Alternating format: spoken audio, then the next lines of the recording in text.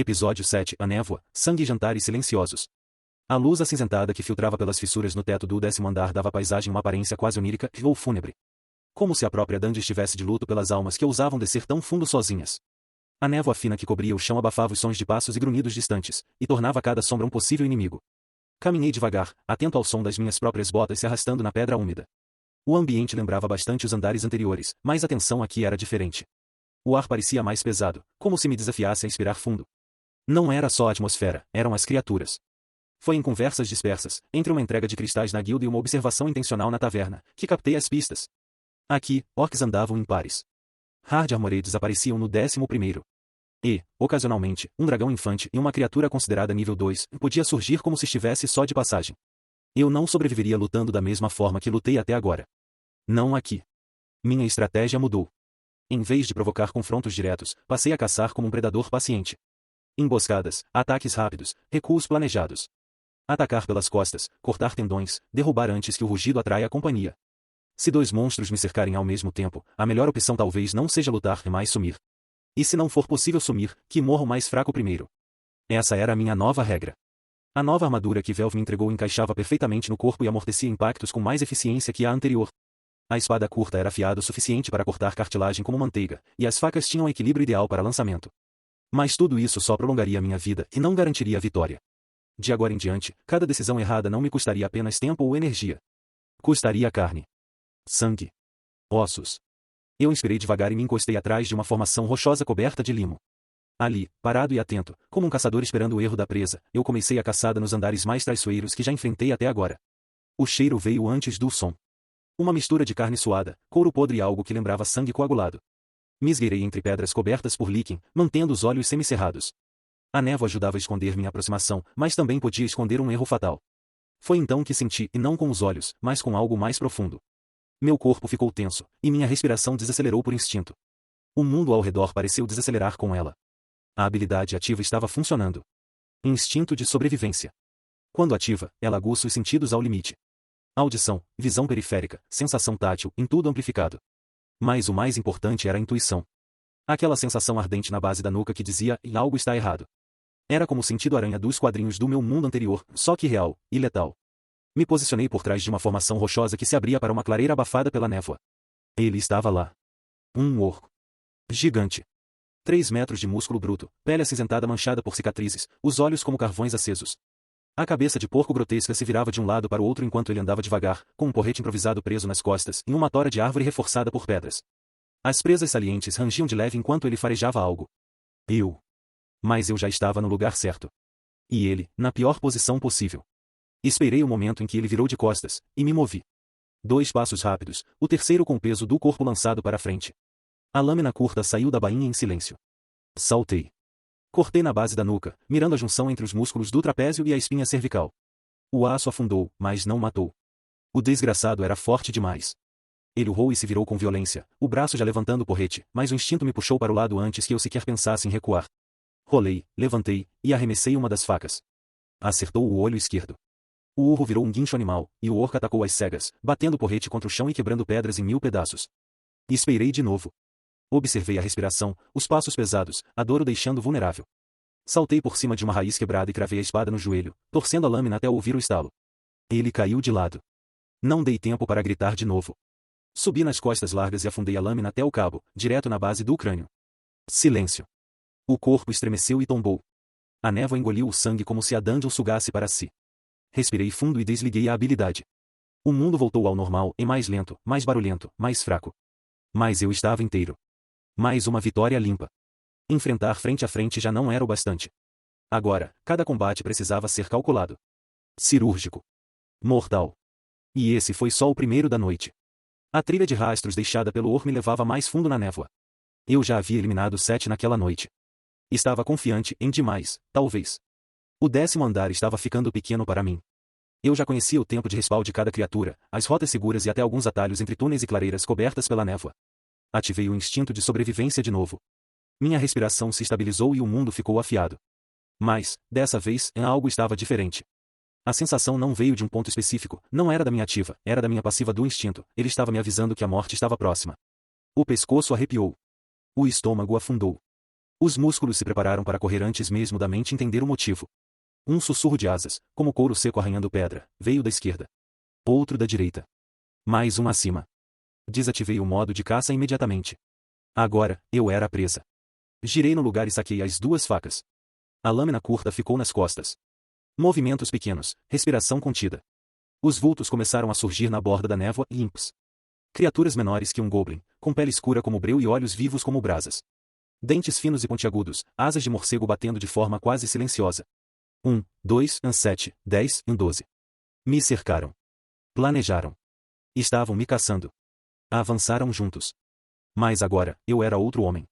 O primeiro pulou com as garras estendidas. Inclinei o corpo e deixei que passasse por mim e cortei no ar, abrindo o ventre da criatura antes que ela tocasse o chão. Um segundo veio por baixo, o chutei, usei o impulso para girar e finquei a faca no crânio do terceiro que mergulhava do alto.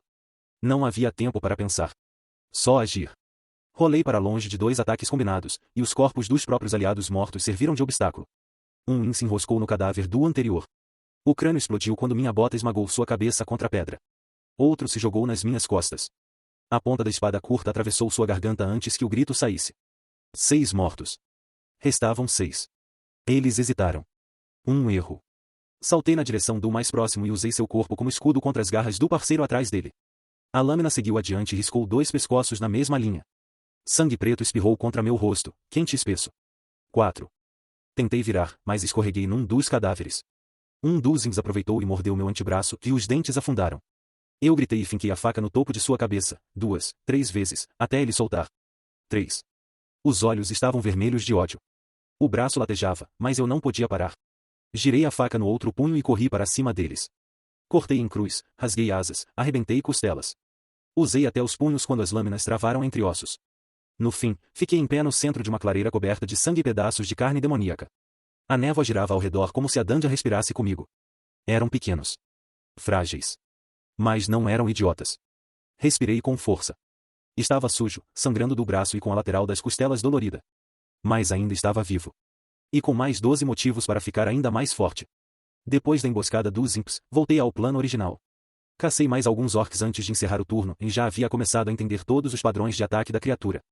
A forma como levantavam o braço dominante antes de avançar, o tempo entre um berro e a investida, o jeito como se moviam em círculos quando desconfiavam de algo. Era como decifrar um animal. Um padrão repetido de raiva, músculos e burrice. Quando comecei a sentir o corpo pesar e os reflexos desacelerarem, resolvi não arriscar. Saí da dungeon pouco depois das 10 da manhã, coberto de sangue seco e com os bolsos pesados de cristais. Passei direto na guilda, vendi tudo que tinha colhido, troquei algumas moedas, evitei conversa. No caminho de volta, desviei até a taverna da Mia, a anfitriã da fertilidade. Ainda era cedo para o horário de pico, o que me permitiu comer em paz e sem olhares demais, sem burburinho. O cheiro da carne assada e do tempero no arroz foi um lembrete cruel do quanto eu estava exausto. Voltei para a estalagem e desabei na cama, sem tirar nem as botas. Quando acordei, já era noite. O estômago doía de fome. Mas antes de comer, decidi repetir o que havia feito 2 noites atrás. Me vesti com algo menos chamativo, tomei banho, arrumei o cabelo e saí pela cidade ainda abafada pela brisa quente do verão. Fui até a casa da Estia. Bati na porta com o punho fechado, como da outra vez. Queria manter o vínculo. Queria mantê-la por perto. Mesmo que tudo o que dissesse fosse: "Vamos jantar?" A porta rangeu com um leve estalo, revelando Estia com os cabelos presos de forma improvisada, alguns fios soltos emoldurando o rosto sonolento. Ela piscou algumas vezes, surpresa. "Você de novo." A voz ainda rouca do despertar, mas sem irritação. Eu assenti devagar, direto. "Vim te convidar para jantar." Por um momento, ela me olhou em silêncio, analisando. Então sorriu, um sorriso pequeno, real. "Me dá 5 minutos. Pode entrar." Ela girou nos calcanhares e desapareceu corredor adentro, enquanto eu entrava devagar, permanecendo de pé na entrada da sala. Escutei o som de portas abrindo, tecido sendo remexido, e "cadê meus chinelos?" murmurando de longe. Pouco depois, ela reapareceu, agora de vestido azul claro, simples, mas que deixava claro que ela tinha feito esforço para parecer bem. "Pronta. Vamos." Assenti mais uma vez, e saímos juntos, andando lado a lado sob a penumbra laranja dos postes de horário. O jantar foi tranquilo. Não teve nada de especial, em o mesmo lugar de antes, a mesma comida boa que enchia o estômago e não deixava reclamação. Mas teve algo diferente também. Teve silêncio confortável. Ela falou um pouco mais dessa vez. Contou sobre um dia entediante, sobre como alguns deuses estavam tentando recrutar aventureiros em mercados e praças públicas, e como ela preferia evitar esse tipo de coisa. Eu ouvia. Só ouvia. E quando ela ria de uma besteira que contava, por um momento, eu esquecia. Esquecia que minha alma estava suja. Esquecia que minhas mãos sangravam todas as noites. Esquecia que eu era um assassino. Aquele segundo jantar me fez perceber que eu estava gostando disso. Desse pequeno ritual silencioso que ninguém além de nós dois entendia. Talvez fosse só uma pausa no inferno que eu mesmo escolhi viver. Mas por hora, era suficiente. 3 semanas se passaram. 3 semanas em que cada passo dentro da dungeon foi meticulosamente planejado. Durante esse tempo, explorei os andares 10, 11 e 12 com uma regularidade quase mecânica, e noite após noite, o labirinto úmido e nevoado tornou-se meu lar secundário, e os monstros que antes inspiravam cautela passaram a ser apenas obstáculos previsíveis em minha rotina. Meus sentidos, sempre afiados pela habilidade e instinto de sobrevivência, evoluíram junto ao meu corpo. Minhas estatísticas haviam atingido o patamar SS em todas as categorias, e força, destreza, resistência, agilidade e magia, com exceção da própria magia, que por fim alcançava o nível S. Nunca fui um conjurador, mas, depois que comecei a usar a forma ativa da habilidade, mesmo minha mente pareceu expandir. As conexões entre percepção e reação se tornaram quase sobrenaturais. Eu já não reagia aos perigos, e eu os antecipava. Caçar deixou de ser uma questão de sorte. Agora era pura técnica. Enfrentei orcs em duplas, imps em emboscadas, morcegos malignos atacando do teto, e até mesmo grupos de tatus blindados, que giravam como arietes desgovernados tentando me esmagar contra as paredes. Nenhum deles me surpreendia mais. A geografia dos 3 andares já estava desenhada na minha mente com mais clareza do que as ruas de Orario. Eu conhecia cada caverna, cada formação rochosa suspeita, cada zona de respawn dos monstros mais perigosos. Era como se o próprio labirinto tivesse aberto o mapa para mim. E, apesar de tudo isso, não passei uma única noite sozinho. Sem falhar sequer uma vez, após vender os cristais e descansar o suficiente, voltava até a residência de Ash e a convidava para jantar. A princípio, escolhi os mesmos lugares. Depois, com o tempo, fomos variando e uma taverna escondida num beco iluminado por lampiões azuis, uma barraca de ramen próximo à entrada do distrito comercial, até mesmo um restaurante um pouco mais caro, quando a colheita de cristais rendia acima da média. Ela nunca perguntava muito, e eu nunca dizia mais do que o necessário. Mas os olhares trocados, os sorrisos furtivos e o silêncio confortável me diziam o bastante. A verdade é que eu estava me acostumando com aquilo. Me acostumando com a ideia de que talvez, mesmo no meio de tanto sangue, eu pudesse me permitir uma fagulha de rotina, um traço de humanidade. Mas a dungeon não é lugar para conforto. E naquela noite, quando meu corpo já reagia instintivamente aos primeiros sinais de ameaça, eu senti algo diferente. Uma presença opressora. Um peso no ar. Me movi com cautela, usando as sombras ao meu favor, até que meus olhos encontraram a origem daquilo. Ele estava ali. Silverback. Um monstro colossal, com pelo branco sujo e veios prateados brilhando sob a luz azulada da dungeon. Braços longos como pilares, músculos que pareciam prontos para destruir a parede mais espessa com um só golpe. Olhos amarelos. Inteligência cruel. Predador veterano, um predador que eu estava evitando enfrentar até aquele momento. Era um teste. Talvez o último antes de subir de patamar, chegar ao nível 2 com maestria. E eu estava pronto. Vamos ver o quanto eu realmente evoluí. Murmurei, assumindo minha posição de combate.